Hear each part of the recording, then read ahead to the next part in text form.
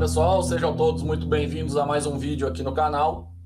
No vídeo de hoje a gente vai conversar com a professora Luana Chagas, que é autora do canal do Instagram, do perfil do Instagram Neurociências de Lua.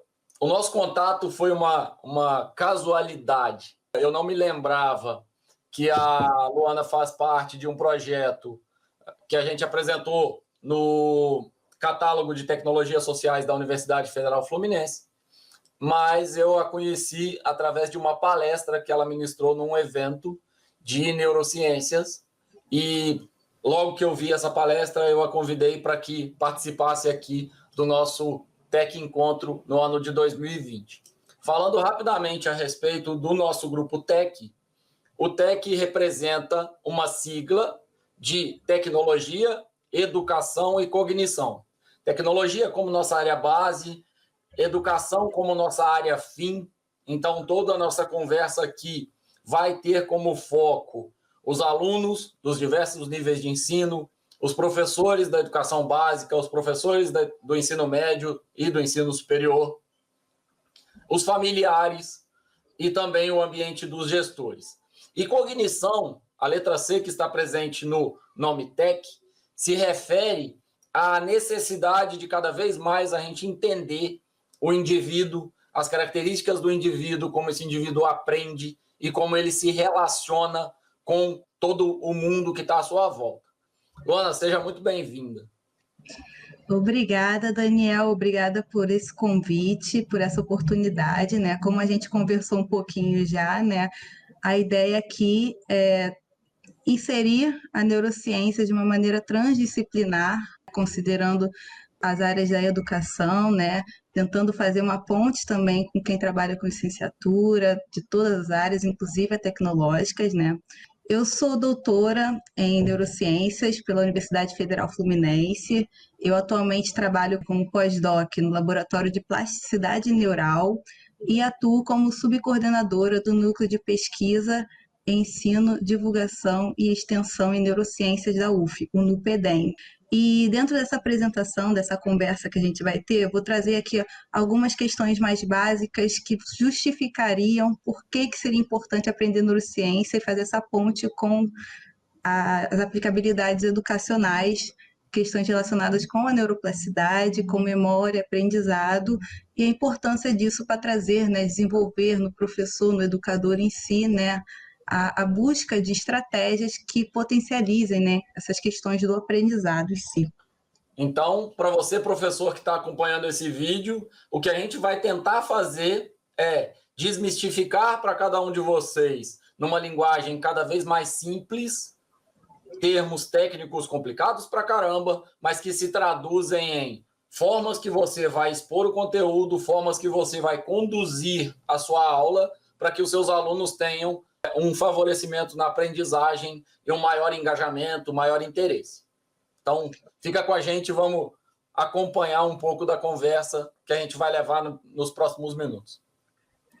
Então, assim, cada vez mais que a gente vai lendo sobre esse assunto, a gente vai buscando, assim, quando a gente vai estudar sobre educação, a gente esbarra com questões de neuroeducação, na área de psicopedagogia, inclusive, o pessoal está cada vez mais destrinchando essa conversa, essa interação entre as neurociências e a educação. Então, existem dois links, né, um mais direto e um mais indireto entre a neurociência e a educação.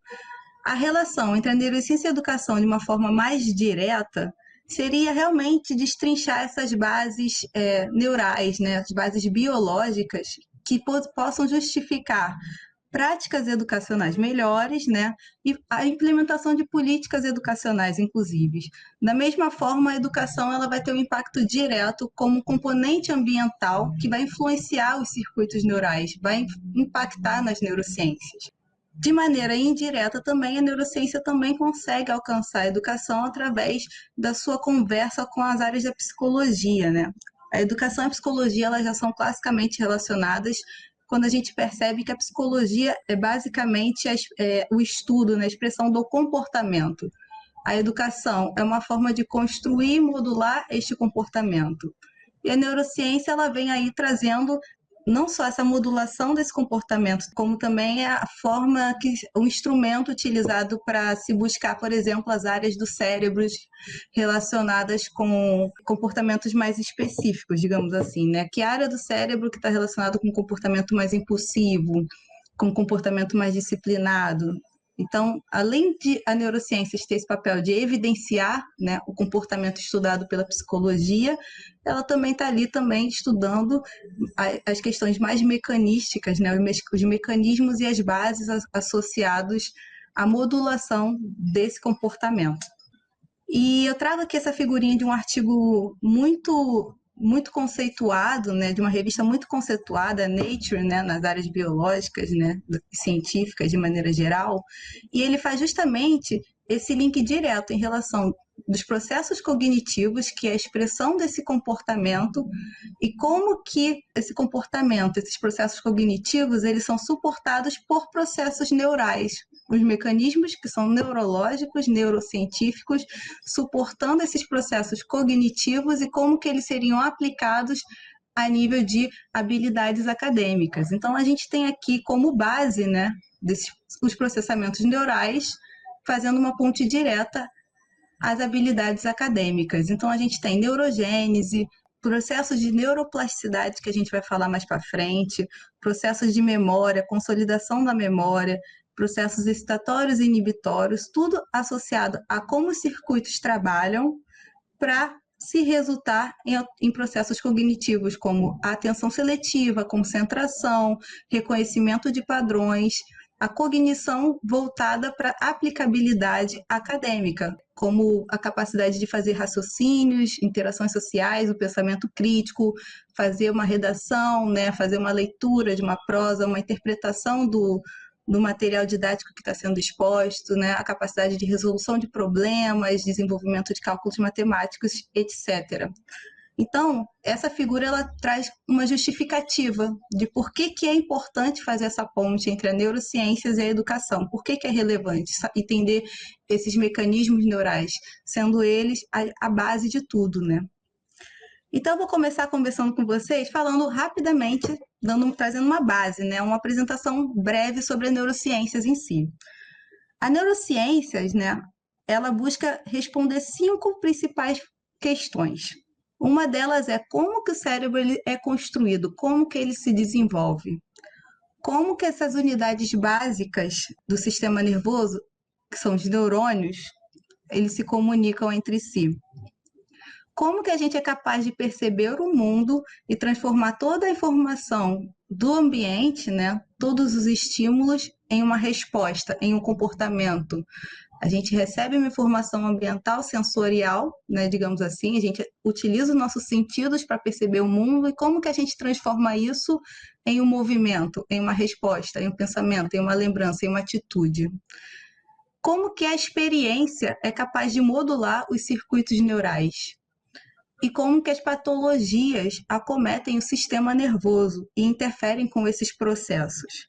Então, essas 5 perguntas, de maneira geral, ela vai estar relacionada diretamente com a capacidade que o nosso cérebro tem de se readaptar, de se reorganizar diante de diferentes contextos, né? Então, todos esses mecanismos neurais vão resultar em um comportamento. E todo comportamento vai ser uma expressão da atividade neural, do comportamento dessas células que compõem o sistema nervoso.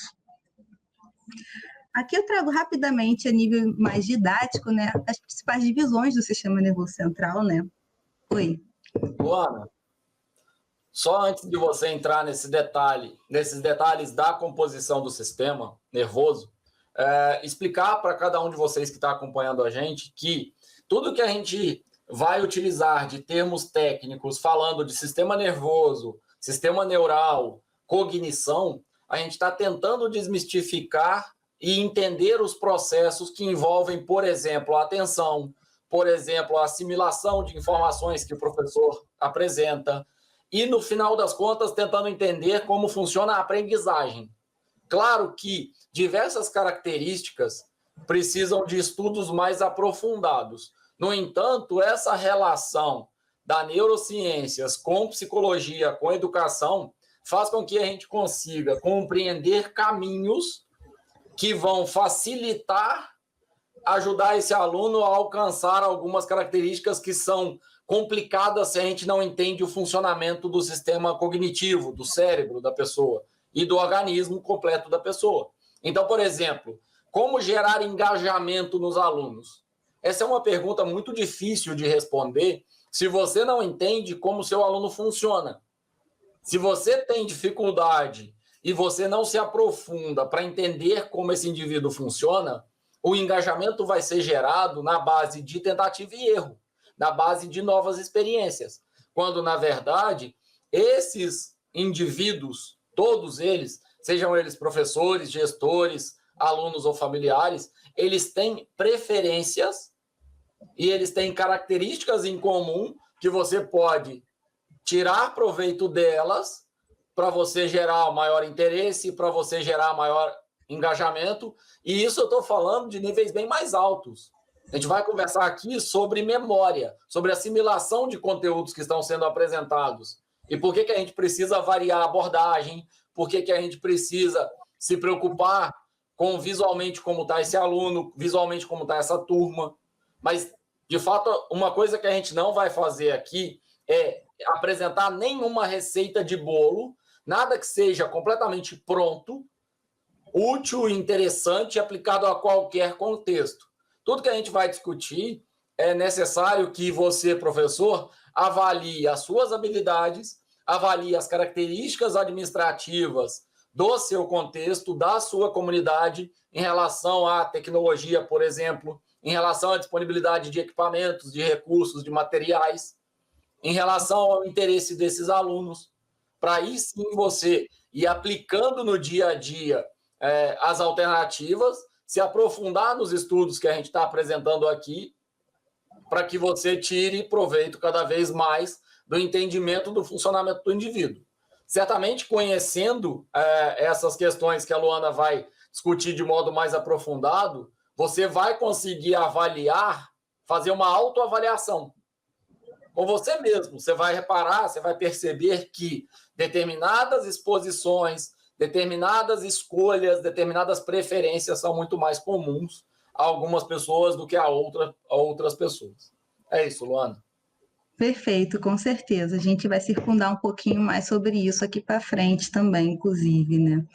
E aqui nessa parte eu quero apenas dar uma leve base para compreender os processos. É importante compreender a base da neurociência, né? Quando a gente fala de neurociência, a gente tem que comentar um pouquinho sobre neuroanatomia, neurohistologia, quem são essas células, quais são essas estruturas que compõem o sistema nervoso, como que elas interagem, neurociências básicas, quais são os fenômenos. Então, assim, é um mundo muito amplo. Então, eu vou trazer aqui uma base bem tranquila, assim, só para compreender o básico que vai permitir que vocês compreendam os fenômenos relacionados à memória e aprendizado. E aqui eu trago as principais divisões do sistema nervoso, né? O sistema nervoso ele é dividido em sistema nervoso central e sistema nervoso periférico, né? O sistema nervoso central, geralmente a gente chama de uma área hierarquicamente superior, que é a área de processamento, composta pelo cérebro e pela medula espinhal, e eles vão receber e processar a informação oriunda da periferia, ou melhor, do resto do corpo, né? Do resto do organismo, que vai levar essa informação. O sistema nervoso periférico, né? Um conjunto de nervos que saem da medula espinhal, interagem, eles trazem e levam informação, podendo ter uma resposta que a gente chama de aferente e uma resposta que a gente chama de eferente, né? Então, os neurônios sensoriais que estão distribuídos pelo resto do nosso corpo, que vão trazer a resposta para o sistema nervoso central, são os nervos aferentes. E os que levam a informação são os eferentes, que vão, no caso, inervar músculos, inervar glândulas, permitir o movimento, permitir a resposta. Então, a gente vai interpretar o mundo de uma forma, vai sentir o mundo. Nosso sistema nervoso central, ele vai processar essa informação e a gente vai responder ao mundo, né? Ou com movimento de cabeça, um piscar de olhos, tudo isso é uma resposta controlada pelo sistema nervoso, né? Por esse conjunto de nervos eferentes, né? E o sistema nervoso periférico, ele vai ter uma divisão relacionada ao comportamento mais voluntário, consciente, né? Você pensa e decide mover um membro, você vai usar o sistema nervoso somático. E também tem a inervação inconsciente, de respostas involuntárias, né? A inervação simpática e parasimpática, divisão relacionada, por exemplo, à luta ou fuga, né? Uma resposta mais reativa, que é o sistema nervoso simpático, e uma resposta mais relacionada ao repouso, que é o sistema nervoso parasimpático. E eu trago essa divisão só para destacar, né, não apenas para dar uma margem, né, um conhecimento básico, mas também para destacar que, apesar de o processamento relacionado à aprendizagem, memória, ser bastante integrado, né, ele é essencialmente associado a alterações estruturais no cérebro, no sistema nervoso central, né? Mas a percepção vai vir sempre da periferia, né? A gente vai sempre conseguir, quando eu digo periferia, eu me refiro ao todo o nosso corpo sendo um mecanismo, um maquinário necessário para perceber o mundo. Nós temos vários receptores nervosos na pele, o nosso olho é equipado para perceber a luz, o nosso ouvido é equipado para receber para perceber a vibração do som, e a gente vai fazer transdução, vai transformar isso tudo em informação, e esse processamento é todo cerebral. Então, quando a gente recebe esses estímulos por esses nervos periféricos do resto do corpo, né, o que eu estou querendo dizer é que esses estímulos eles vão ser totalmente codificados e processados no cérebro e transformados em uma informação consciente, que a gente percebe, a gente vai ser capaz de perceber e entender aquele mundo, e assim é só uma base já para entender um pouquinho que como a memória e o aprendizado também vai se construir. E eu apresento rapidamente para vocês aqui, a nível de neurohistologia, né? Quem são os neurônios, quem é a unidade básica do sistema nervoso central. O sistema nervoso é composto por vários tipos de células diferentes, né? A gente tem não só os neurônios como, digamos, a unidade fundamental, né? Responsável por mediar toda essa informação, né, fazer essa comunicação entre as células, formar os circuitos, mas temos várias células que dão suporte e que estão participando diretamente com essa função neuronal, que são as células da glia. Nós temos aqui astrócitos, né? Os astrócitos, eles são responsáveis por dar suporte, né, ao sistema, ao tecido, né, e também modular os balanços dos neurotransmissores, que eu vou falar um pouquinho mais para frente, né, relacionados com a comunicação neuronal. Temos aqui os oligodendrócitos, que são células gliais também, responsáveis por produzir uma estrutura importante aqui do neurônio, que vai favorecer a condução da informação pelos axônios neuronais, digamos assim. E a microglia também é uma célula que dá suporte ao funcionamento do sistema nervoso, sendo a microglia uma célula de resposta imediata, ela é uma célula de patrulhamento, vigilante, que toma conta do sistema nervoso central, digamos assim, né? É quase como se fosse uma célula imunológica. A gente diz, né? Na verdade, a gente considera como se fosse uma célula de função imunológica que está presente no sistema nervoso central. Então, apesar de a gente falar de sinapses, alguns termos aqui que vão estar diretamente relacionados à função do neurônio, né? É importante ter em mente que tudo isso vai envolver um sistema bastante integrado que vai contar com a participação dessas outras células que também estão presentes no sistema nervoso central. E aqui é só para ilustrar uma figura que é só para ilustrar quem é o neurônio, como que eles se apresentam assim por imagiamento, né? Para vocês visualizarem não só uma ilustração, mas como ele é na realidade, né? Então aqui em azul temos uma marcação para o neurônio, então o neurônio não é como foi mostrado na figura anterior, mas ele apresenta várias ramificações, tendo sempre uma ramificação principal, que seria o axônio, né? E as outras ramificações são portas de entrada, digamos assim, para a informação elétrica, são os dendritos do neurônio. Aqui tem o corpo celular e o neurônio com várias saídas, várias ramificações dendríticas que são pontos de captação da informação. E sempre tem uma saída principal aqui, que seria o axônio, né, que vai fazer contato, por exemplo, com outro neurônio.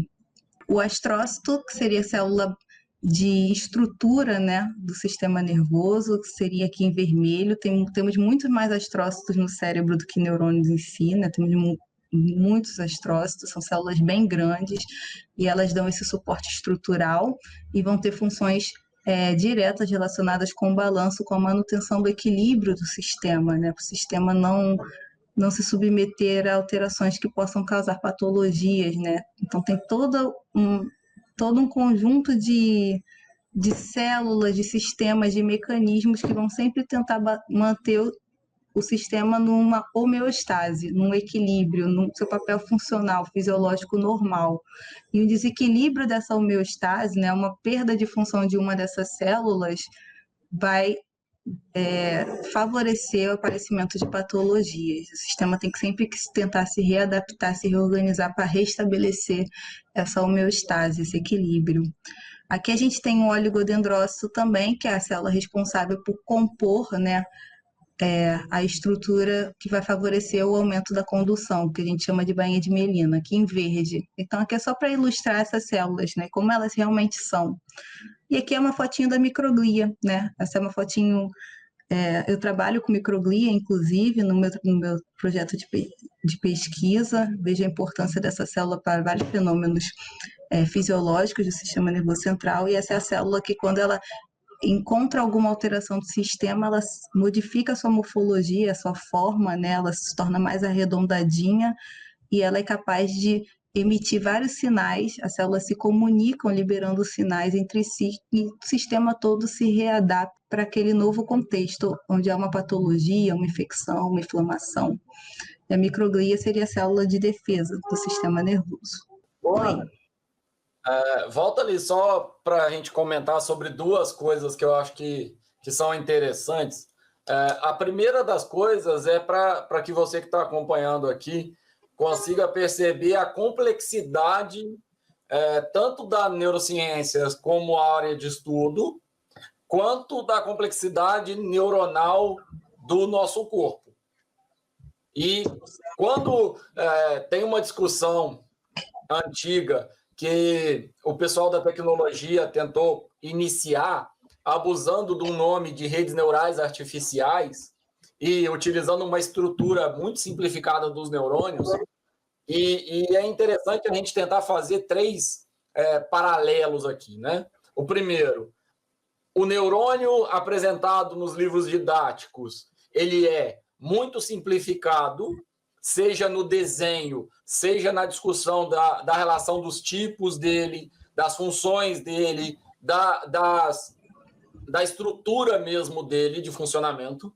Depois, além disso, o sistema cognitivo ele é muito simplificado a neurônios, quando, na verdade, ele envolve muito mais coisas do que apenas uma estrutura de neurônios. E existe uma área, na verdade, não é uma só área, mas existe um conjunto de áreas bem grande que estuda desde a célula, desde reações químicas, para entender como essas reações químicas funcionam, até áreas bem mais amplas que estudam comportamento, experimentam nesse meio do caminho, tem ainda os estudos com animais de pequeno porte e evolução para que isso chegue no ser humano. Então, reparem que nessa conversa, a Luana está apresentando para vocês recortes num alinhamento para que vocês consigam entender o funcionamento do nosso sistema cognitivo. A gente vai falar que, não, mas a academia, as faculdades, a parte científica tem muitas normas, tem muitas regras, tem muito passo a passo, porque ela está voltada para a segurança.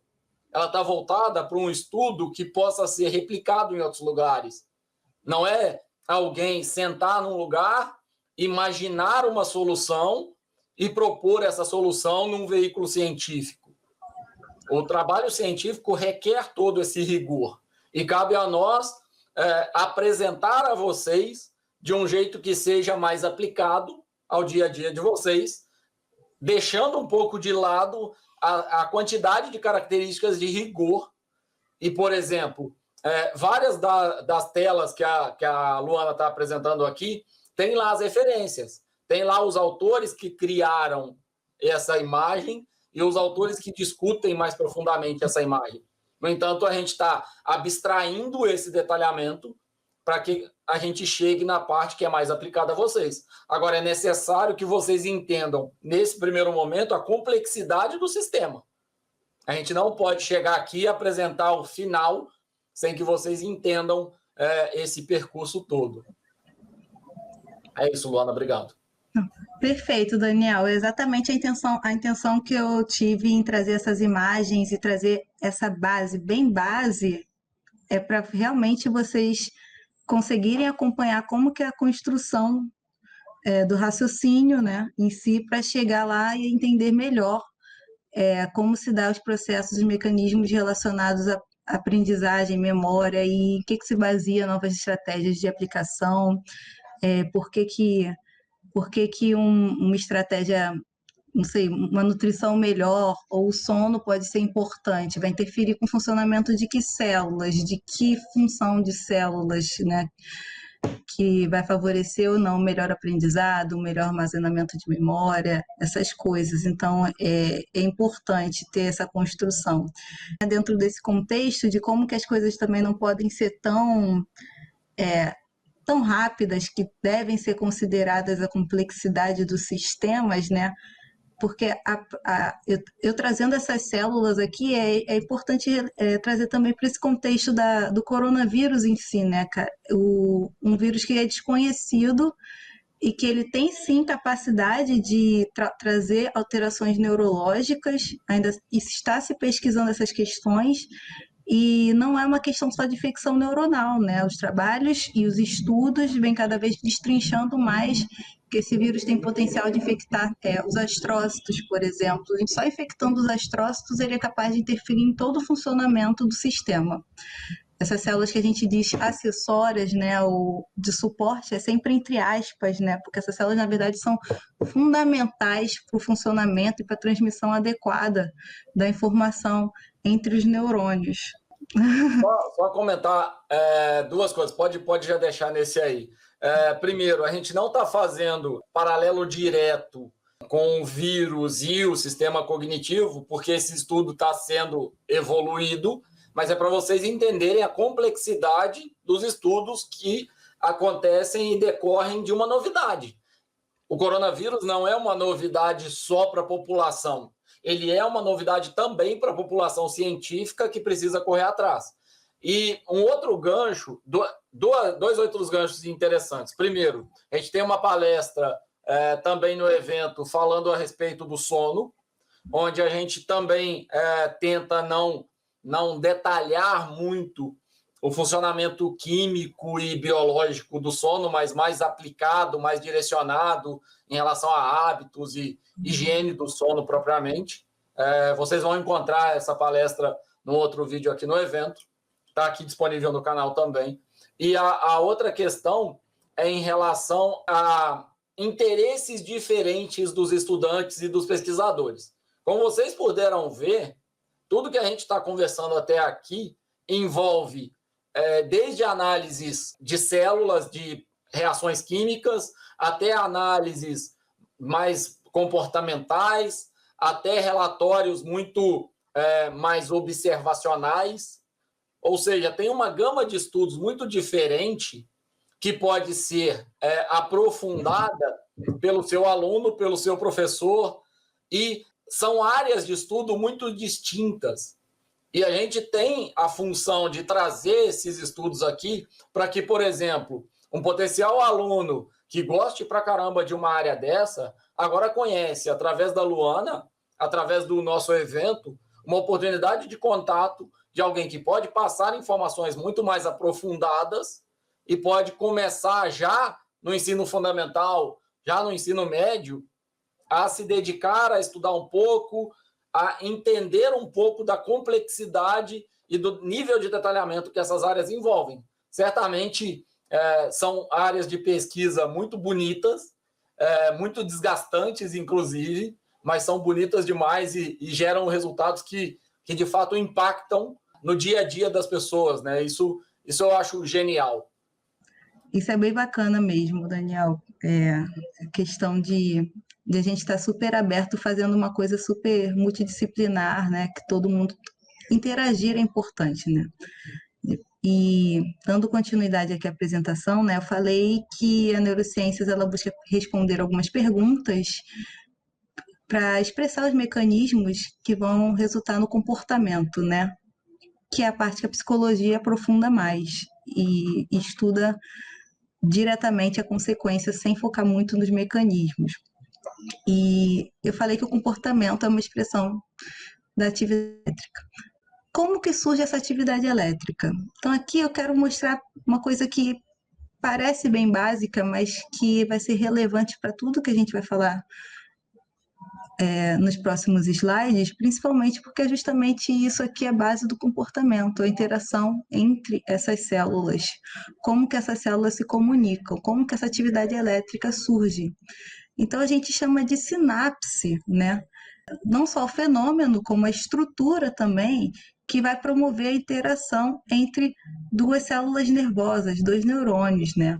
Onde um neurônio, que vai ser o neurônio que a gente chama de pré-sináptico, que é o emissor da informação, ele vai liberar neurotransmissores no seu terminal pré-sináptico. Aqui é o botão pré-sináptico, que é a pontinha, é o final da estrutura axonal do neurônio.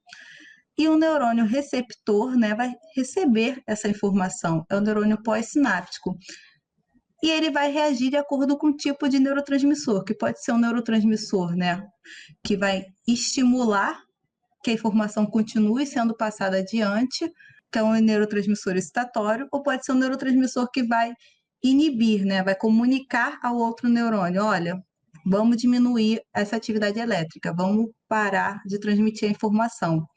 E é um balanço entre essas atividades que vai construir toda a circuitaria neural. Então, é uma conversa mesmo, né? Eu trago a analogia da conversa porque é como se o neurônio pré-sináptico fosse o interlocutor, né, que vai emitir, vai iniciar o assunto, e o pós-sináptico é o que vai ouvir aquela informação que está sendo transmitida.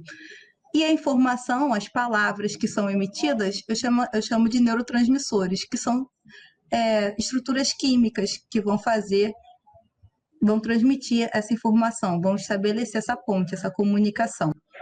Aqui vocês têm uma fotomicrografia mostrando que os neurônios pré-sinápticos, né, eles apresentam essas vesículas, que são essas bolinhas que são contidas do neurotransmissor. São as palavras, né, que carregam a informação dentro dessa comunicação, dessa informação. E aqui vocês têm o neurônio pós-sináptico, que é o que vai receber essa informação.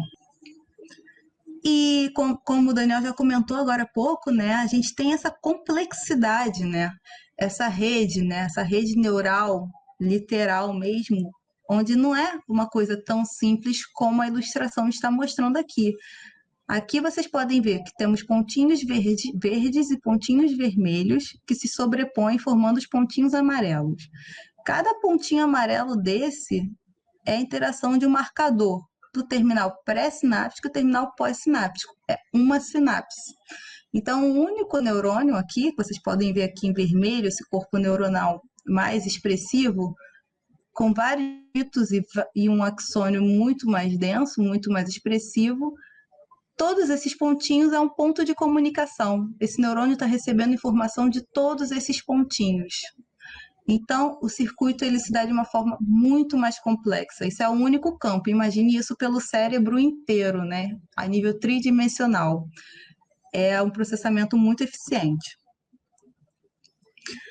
Então, essa base de informação, ela se dá dentro de um contexto eletroquímico, porque um neurônio vai desencadear a liberação de moléculas químicas, que são esses neurotransmissores, que vão se ligar a um receptor, a partir de uma informação elétrica que é desencadeada na zona ativa do neurônio, né? Que vai ser transmitida ao longo do axônio e vai disparar a liberação desse neurotransmissor. Se o neurônio que está recebendo essa informação, o pós-sináptico, recebe uma informação de que ele deva continuar a transmissão da informação, uma informação excitatória, essa interação entre os neurotransmissores e os receptores vai desencadear aqui novamente uma atividade elétrica, até que este neurônio que era receptor, ele vai se tornar um neurônio emissor da informação e vai transmitir, vai dar continuidade em transmissão daquela informação para outros neurônios.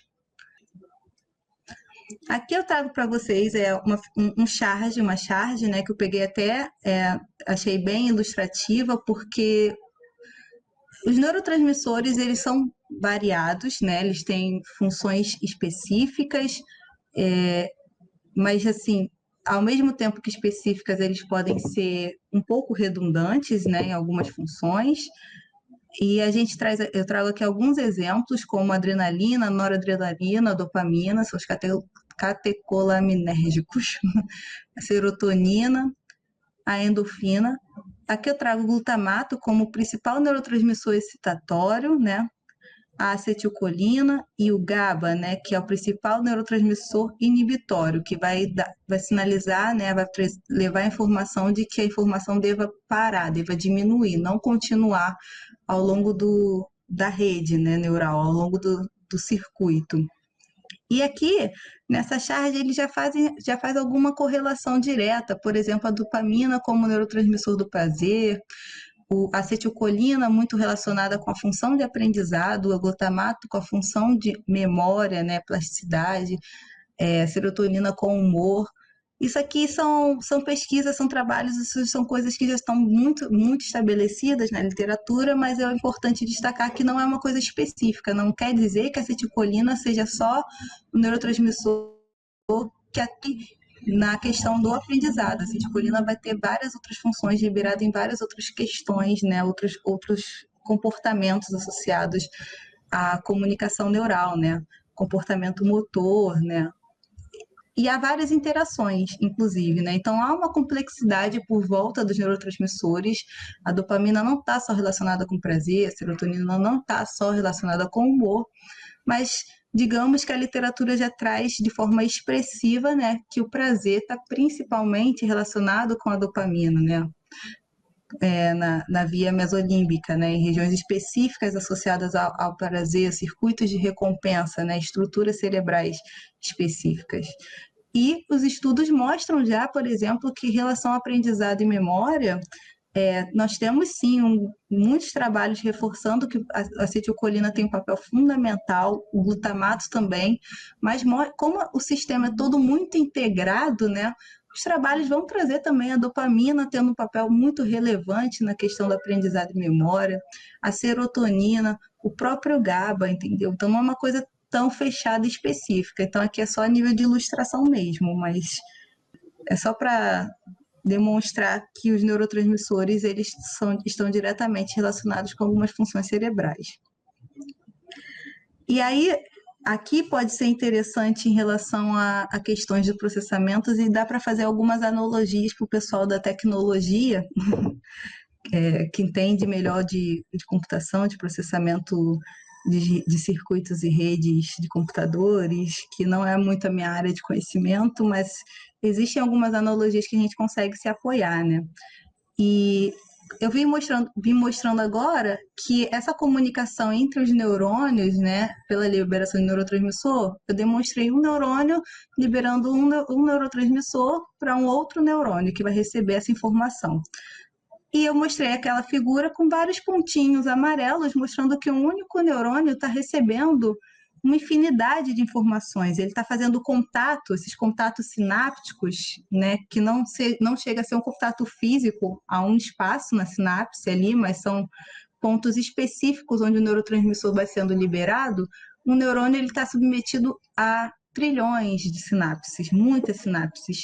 E esse neurônio que está recebendo essa informação, essas milhares, desses trilhões de sinapses, né, essas inúmeras sinapses, ele vai ter que processar, porque nem todas as sinapses são iguais que ele está recebendo. Ele vai estar recebendo informações excitatórias de um neurônio, ele vai estar recebendo informações inibitórias de outro neurônio. Então, ele vai ter que fazer um cálculo interno para entender qual tipo de informação que ele vai ter que passar adiante. Será que ele está recebendo mais informação inibitória e ele tem que diminuir a transmissão da informação ou ele está recebendo muita informação excitatória, se ele estiver recebendo só informação excitatória, ele vai levar uma informação muito, muito mais estimulada, muito maior.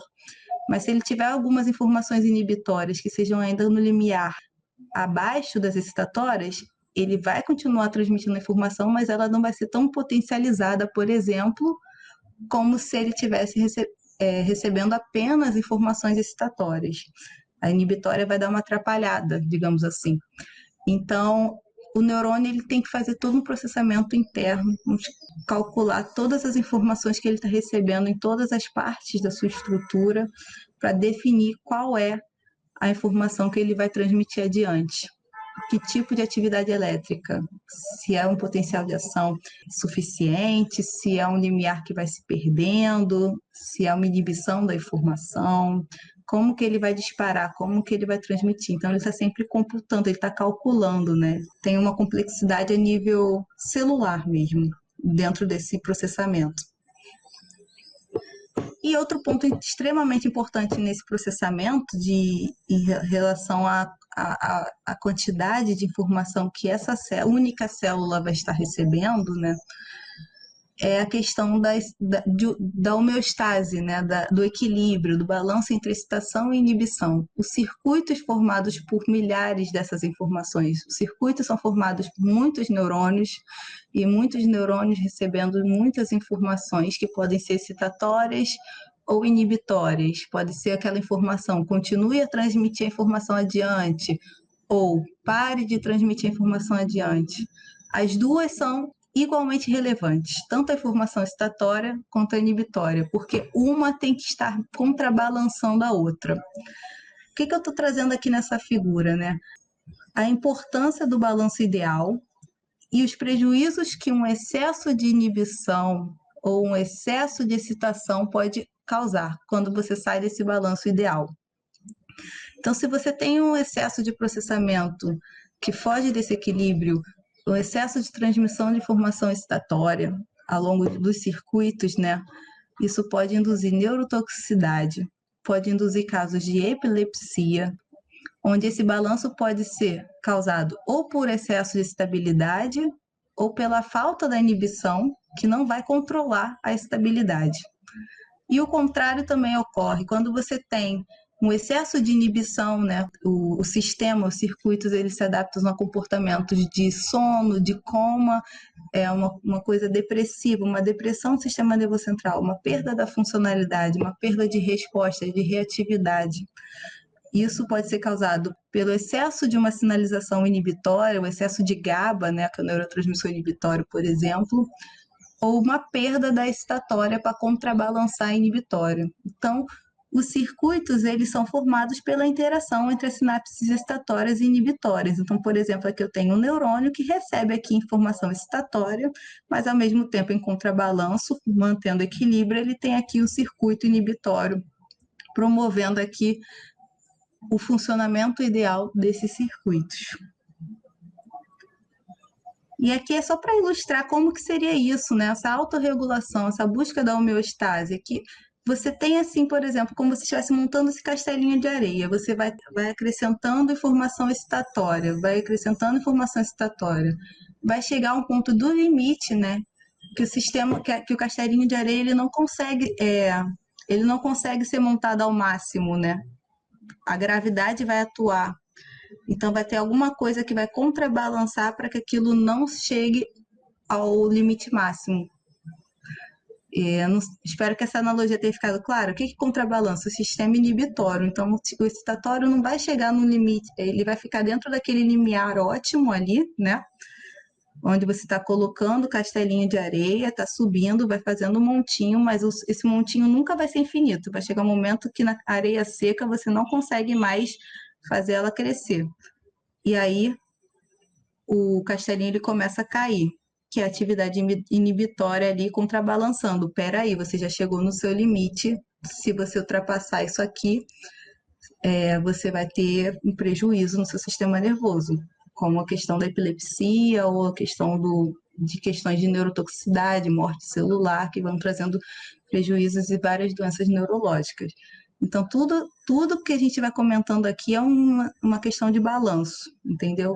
Balanço em relação à estabilidade e à inibição. E aproveitando que tem um público-alvo relacionado à tecnologia, eu quis aproveitar para trazer essa discussão relacionada à analogia que você até já comentou, Daniel, em relação às redes neurais, né, à máquina e ao cérebro, né? Será que o cérebro é um computador, né? E isso é o tipo de analogia que a gente tem que tomar muito cuidado ao se fazer, né? E aqui eu trago alguns argumentos relacionados a isso, né? A gente usa a nível de didática, né, com propósito de didática, não tem como a gente não fazer analogias, como eu acabei de fazer aqui, né? A gente tenta... O aprendizado em si, ele depende de analogias, que eu vou falar mais para frente. Mas a gente tem que tomar muito cuidado para não extrapolar, né? Falar que o cérebro é uma máquina, ou coisas desse sentido. Tem coisas em comum no funcionamento do computador e do funcionamento do cérebro, uma unidade básica, os microprocessamentos, a computação, a célula que tem que integrar várias informações. Só que, assim, diferente de um computador, né, o cérebro é um pouco mais... o cérebro é mais imprevisível do que o computador, né? O cérebro, nós não temos algoritmos suficientes para entender as diferentes funções. O cérebro é uma estrutura muito integrada, digamos assim. Ele está integrado a nível sistêmico, ele depende de reações que ocorrem no corpo inteiro, no corpo como um todo. O cérebro não é uma estrutura isolada. E a gente, para estudar o próprio cérebro, a gente acaba tendo que aprofundar muito no isolamento das estruturas. A gente vai isolando, vai isolando, vai isolando, e quando a gente para ver, para perceber, a gente tem que reinserir aquele conhecimento da estrutura isolada, né, de um circuito, de uma sinapse, de uma célula, de uma estrutura do cérebro, de um córtex pré-frontal. A gente isola aquele conhecimento e depois a gente tem que reinserir ele no sistema. E aí o conhecimento vai se modificar um pouco, porque é assim que ele funciona, ele está sofrendo influência do sistema inteiro, do corpo inteiro, né? Outra característica importante que diferencia o cérebro da máquina é que o cérebro é uma estrutura plástica, e a plasticidade é a base da compreensão dos mecanismos de aprendizado e memória, que eu vou falar daqui a pouco também. Mais relevante ainda para essa diferenciação é que o cérebro ele nunca vai processar a mesma informação da mesma forma. Ele sempre está sendo... o contexto está sempre modificando. Você pode ouvir um ruído de uma maneira hoje, daqui a 10 minutos você não está percebendo mais aquele ruído, e o ruído continua o mesmo. Em outro dia, o mesmo ruído, e o seu sistema já está modificado por outros contextos, por outras situações internas e externas, que o seu cérebro vai perceber aquele ruído de outra forma. Então, nunca o processamento vai ser exatamente igual, o que dificulta muito mais a compreensão, né, da estrutura em si. Os estudos precisam considerar isso cada vez mais, né? Luana, Oi. só comentar sobre dois aspectos aí. A primeira questão você tocou num ponto fundamental. As pessoas precisam ter a capacidade de separar quando alguma questão relacionada à ciência cognitiva está sendo utilizada para fins de marketing, de publicidade, ou de publicação, ou de produção, porque é um tema que está em moda, e aí eles usam, por exemplo, cartão inteligente, que não faz o menor sentido, mas utilizam disso para vender, e esse é um problema gravíssimo. A outra das questões é esse paralelo que você faz muito bem, separando partes, e aí você pode comparar uma parte isolada com o que um equipamento faz. No entanto, a complexidade do cérebro e do sistema nervoso humano é impossível comparar. E aí eu vou aproveitar para para puxar dois ganchos. O primeiro dos ganchos é um exemplo a respeito do que você disse, do mesmo impulso ser interpretado de modos diferentes. Eu gosto de usar nas aulas um exemplo que é a respeito de o mesmo barulho quando você está assistindo um filme ou quando você está deitado, relaxando para dormir. O mesmo barulho, se ele está contextualizado num filme, ele é tratado pelo seu organismo como natural. Ele faz parte daquele filme. Um barulho de batida ou um estompido. Ele num filme, você está contextualizado. Agora, deita para dormir e escuta um estompido. Você vai ficar apavorado. Por quê? Porque o contexto, o seu sensório todo está sentindo coisas diferentes. Você está imerso num ambiente diferente. E tem uma questão, a última questão que eu quero pontuar, que é o seguinte: tem um estudo muito famoso de um brasileiro, Miguel Nicoleles, que é brilhante, e que na Copa de 2014 fez um experimento que muita gente não gosta, porque foi um experimento invasivo, tem as linhas de pesquisa, né, que envolvem desde experimentos invasivos, de introduzir um eletrodo no cérebro, até experimentos não invasivos, mas o que ele fez ali foi utilizar um equipamento, que é o eletrodo, colocando numa região específica do cérebro, para poder identificar sinais motores, e aí, a partir de uma região específica, muito bem conhecida, ele conseguiu decodificar, que é um trabalho gigantesco, mas certamente depende muito da região que ele está querendo decodificar. Se ele tenta, por exemplo, o occipital, ou se ele tenta o temporal ou o frontal, ele teria muito mais dificuldade, que são outras regiões do cérebro. Ele pegou uma área extremamente conhecida, que é a área motora, que é onde fica a tiara das pessoas. Quem usa arco ou tiara, normalmente o arco ou a tiara vai ficar mais ou menos ali onde é o córtex motor. E ele decodificou isso para gerar um movimento nas pessoas que não têm movimento da cintura para baixo. Então, assim, é uma experiência muito emocionante, muito relevante, porque gera um potencial de não utilizar cadeira de rodas, a partir de sinais elétricos, conseguir que essa pessoa se desloque. O grande problema que ele teve à época, eu lembro que eu fiz um estudo grande sobre o trabalho dele, foi em relação à bateria, não foi em relação a processamento, não foi em relação a equipamento, foi em relação à bateria, porque a bateria necessária para conduzir a pessoa da linha do campo do estádio ali, né, até o centro do gramado para chutar a bola, era uma bateria que as pessoas não aguentavam, tamanha necessidade. E aí, só terminando com uma curiosidade, que é, por exemplo, o seu celular, você que está em casa, tem um problema similar. A bateria do seu celular equivale em torno de 60% a 70% do tamanho dele. Por isso que os celulares não são menores. Dentre outras questões, tá? De tela, de teclado, de coisas assim. Mas então, só para citar que os estudos que envolvem neurociência, eles, por vezes, eles isolam uma área e escolhem essa área por conveniência, que são as áreas mais adequadas para determinado estudo, e aí eles vão explorar o potencial dessas áreas. Então, tomem cuidado para separar essas três coisas. Primeiro, uso abusivo de nomenclatura e de termos de neurociências. Segundo, áreas isoladas e funcionalidades específicas, tirando proveitos geniais dessas áreas isoladas. E uso complexo. Uso interativo, né? Uso social, uso ecológico, que algumas pessoas chamam. Então, tomem cuidado com essas três separações, porque senão vocês possivelmente vão ler trabalhos fantasiosos sobre neurociência, que tem muito por aí. É verdade, tem bastante trabalho.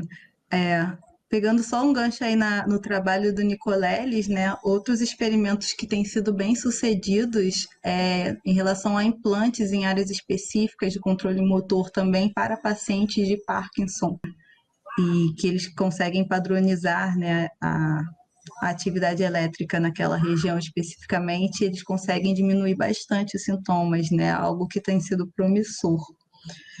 E em relação, já pegando o gancho das questões da diferenciação das áreas, né, eu vou justamente agora sair desse contexto mais celular, né, microscópico, passei um pouquinho pelos circuitos e vou para a questão das estruturas em si, né.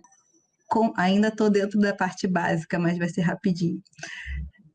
Como que essa questão da regionalidade do cérebro, né, das divisões de tarefas de diferentes partes do cérebro era vistas no século XIX, como que isso evoluiu para se compreender como que atualmente essas divisões elas atuam, funcionam, e a gente precisa derrubar alguns neuromitos, né, para entender a questão do processamento comportamental de aprendizado e memória, porque apesar de ter estruturas específicas associadas com algumas funções, o cérebro, essas estruturas não atuam de forma isolada, o cérebro ele é integrado em si, né? E por isso que tem vários circuitos cerebrais que conectam diferentes partes do cérebro.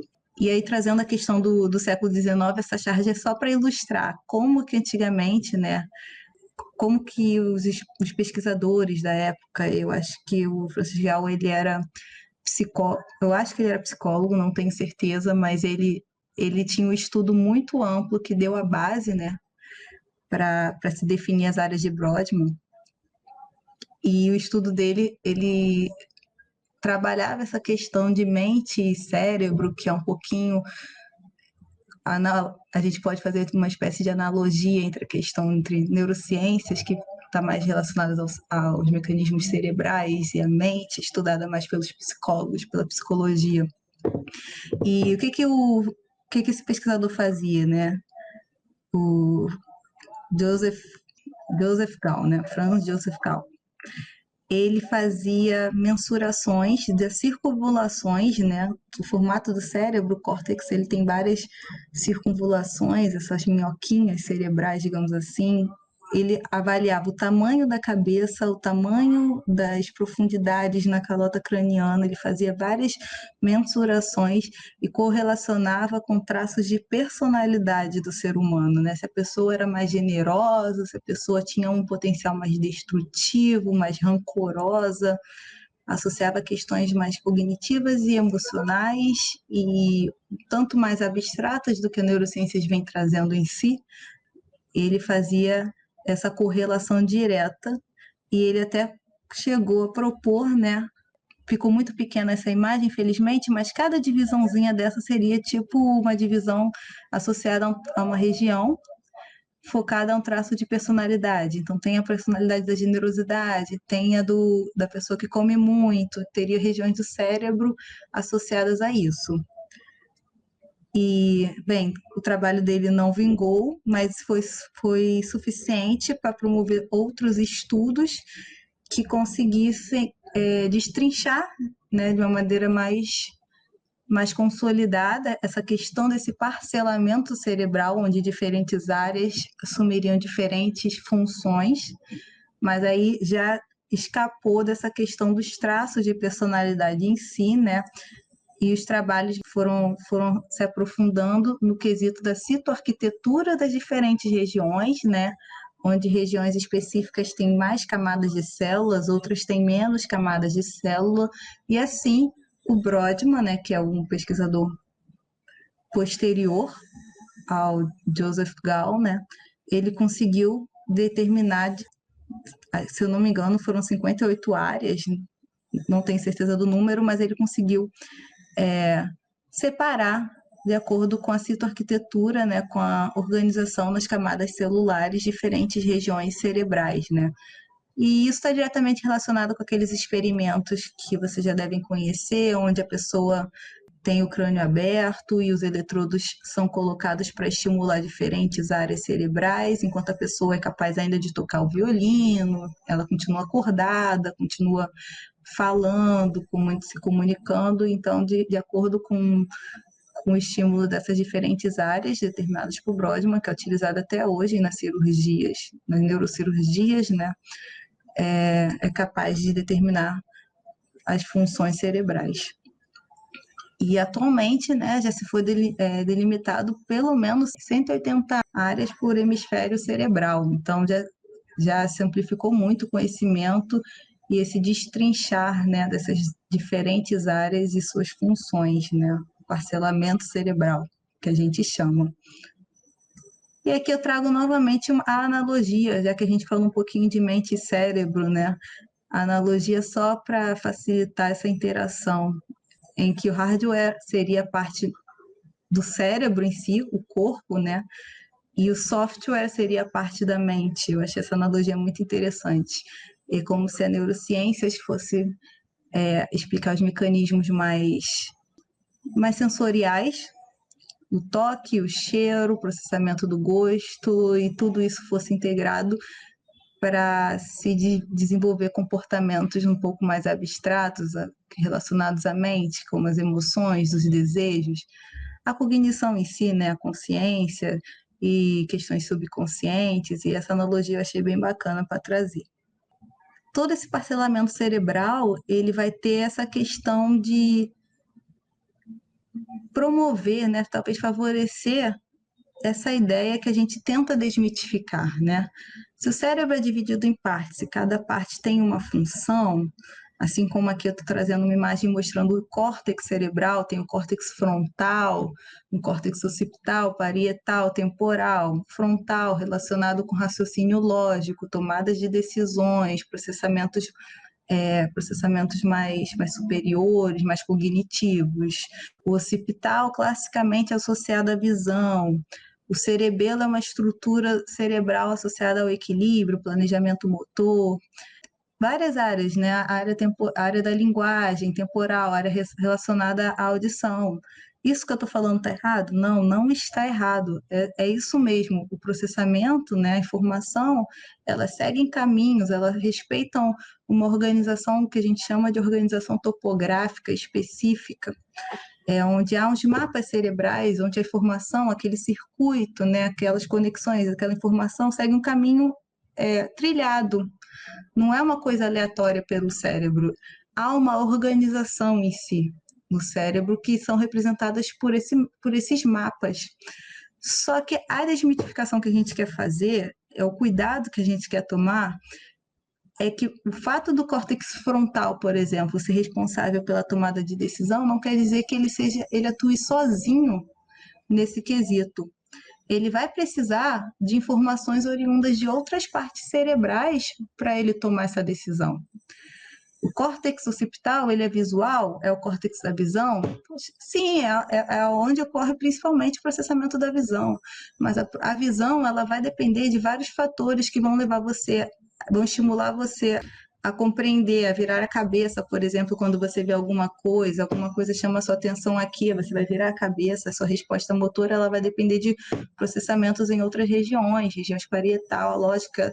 Você vê alguma coisa, você vai processar no lobo occipital, mas você vai lembrar que você reconhece aquela coisa que você está vendo, que você está observando, que você já conhece aquela cor, que você já conhece aquela textura, porque você já foi exposto àquilo em algum outro momento.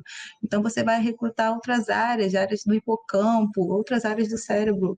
Se aquilo te desperta alguma emoção, você vai ter uma integração de toda a informação. Então, todas as áreas, no fundo, vão construir aquela informação visual.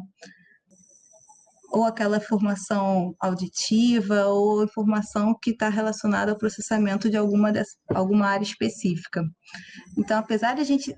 o que eu trago com essa imagem, apesar de o cérebro ser esse centro de comando das funções do nosso corpo e haver essas delimitações de função, essa área é mais responsável por esta função, esta outra área pela linguagem, esta outra área pela visão, isso tudo é integrado. Isso tudo, essas respostas, você compreender o que você está vendo, você interpretar, você perceber o que você está vendo, o que você está ouvindo, o que você está sentindo, que você tem que decidir o seu próximo passo, o que você vai fazer, como que você vai ensinar, como que você vai propor aquela ideia, toda essa construção vai depender de uma informação totalmente integrada de todas essas regiões. Não é uma coisa isolada. E essa figura é só para ilustrar a questão da organização em si, né? Que a informação, ela segue direcionamentos específicos, não é uma coisa aleatória. O cérebro é construído de uma forma organizada, com esses mapas, que a gente chama de mapas topográficos. Apresenta uma estrutura, uma dimensão, uma topografia específica, que é construída através das codificações desde o desenvolvimento, desde o período embrionário, que vai garantir com que haja um direcionamento dos circuitos para regiões específicas. E aqui é só uma ilustração da complexidade, é um conectoma, né? É uma ilustração dos feixes de conexões que são finamente discriminados aqui, né? O cérebro... Luana, Oi. comentar uma coisa também para que as pessoas consigam diferenciar o que é uma simplificação do modelo para fins didáticos, para fins de entrada, de início, e o que é o modelo real com o estado atual de estudo, de conhecimento, de abordagem. Então, assim, as imagens que vocês vão identificar nos livros didáticos, nos textos primários que abordam cérebro, vão ser imagens mais simples, com poucas regiões, com pouco aprofundamento. No entanto, a pesquisa continua avançando. E aos poucos a pesquisa vai entendendo cada vez mais o que determinada microrregião representa e quando ela é ativada, quando ela reage eletricamente, quando ela reage quimicamente, por exemplo, a um neurotransmissor. Exames de eletroencefalograma que tem os eletrodos colocados no cérebro, tem a marcação específica de qual posição, porque se espera determinado pulso elétrico daquela posição. Então, diferenciem muito bem o que é abordagem didática, abordagem de início e o que é profundidade de pesquisa na área. Vocês conseguiram ver, não só por umas 2, 3 imagens atrás, que a Luana apresentou, que as pesquisas começam por desenhar, depois por supor que curvatura do cérebro, tamanho da cabeça, formato indicam alguma reação, algum comportamento, e aos poucos essa pesquisa se aprofunda, são desenvolvidos novos equipamentos e estudos muito mais profundos são desenvolvidos. No entanto, a gente não vai discutir com vocês aqui hoje a profundidade desses estudos. Agora, vocês já conseguiram ver, pelas imagens que ela tem trazido, o quanto esse estudo está avançado. Especialistas de área cada vez progridem mais e cada vez entendem mais da complexidade. É por isso que neuroeducação não é algo de marketing ou de publicidade ou alguém que está tentando vender. É alguém que consegue entender muito bem o sistema e consegue, aos poucos, ajudar todo o meio da educação, de modo que você consiga usar alternativas para favorecer a aprendizagem, para apresentar, para gerar exposições ao conteúdo, de maneira que esse conteúdo vai ser melhor absorvido e que esse conteúdo vai ser assimilado de modo mais duradouro, gerando uma coisa que a gente chama de aprendizagem, que no final das contas vai interferir no comportamento desse aluno. Então, cuidado com exemplos de livro didático, de livros de ciências, que são muito mais didáticos, muito mais de iniciação do que de atualidade da profundidade dos assuntos. Afinal de contas, não é esperado que um aluno de ensino fundamental tenha acesso a tamanha profundidade de conteúdo. Agora, se você gosta da área, seja por hobby, seja porque quer se dedicar a essa área, é uma área linda, é uma área trabalhosa pra caramba, mas é uma área linda e é crescente cada vez mais, né? Com certeza, com certeza. A gente fica nessa balança, né? A gente fica alternando. Quando a gente está dentro da pesquisa, né?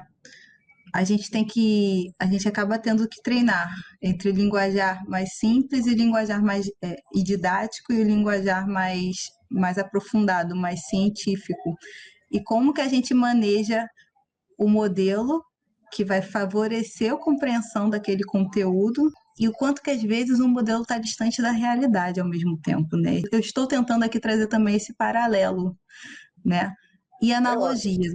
Analogias ajudam muito a gente a visualizar como que as coisas funcionam.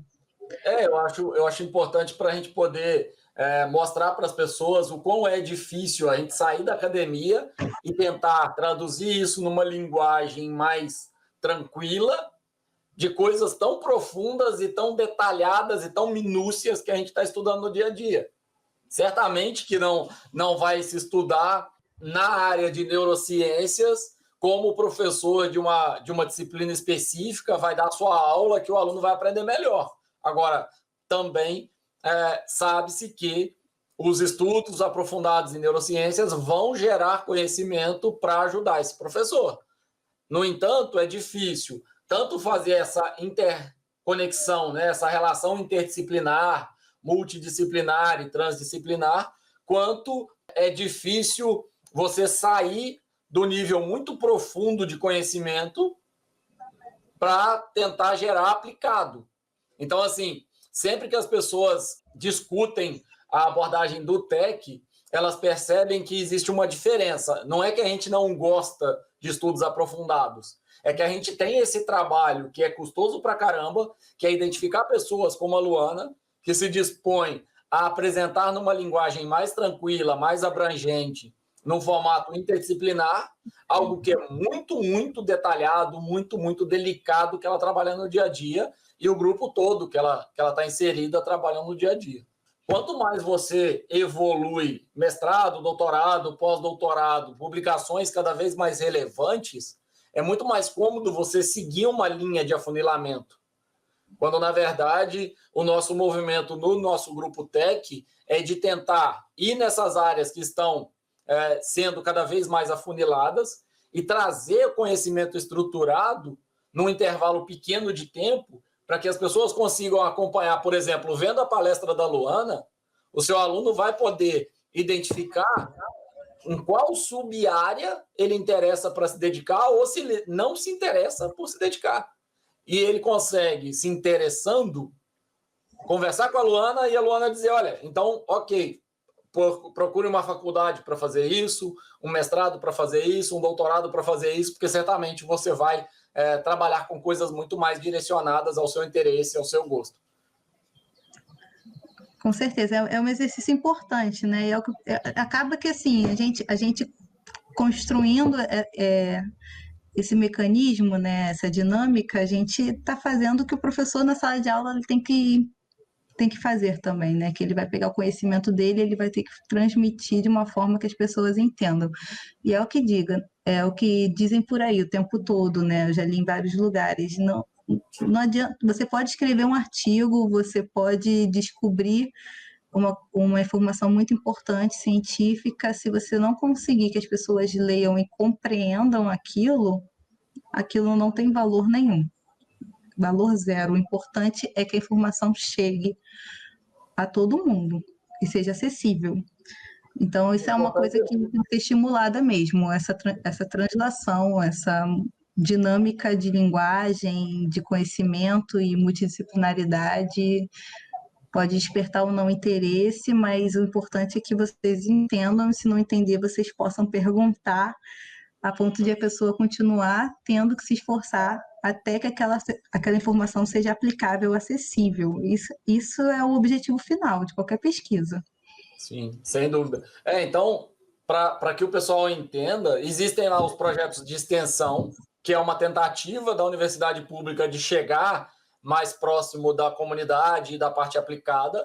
No entanto, existem os grupos, como o grupo que a Luana faz parte e a professora Priscila, e o nosso grupo, que tentam, de fato, ter um protagonismo nesse aspecto de extensão e de levar o conhecimento da universidade pública, da comunidade acadêmica para a sala de aula, para o público externo, né? Tirar do laboratório, que eu chamo.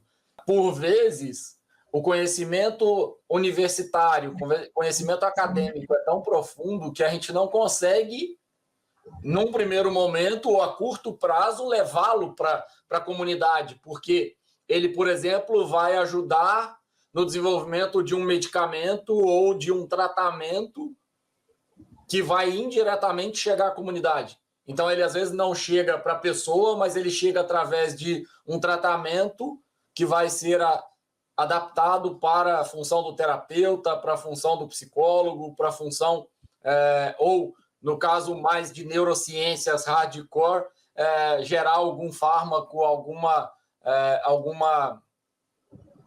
algum comportamento de ajuste químico mesmo, né?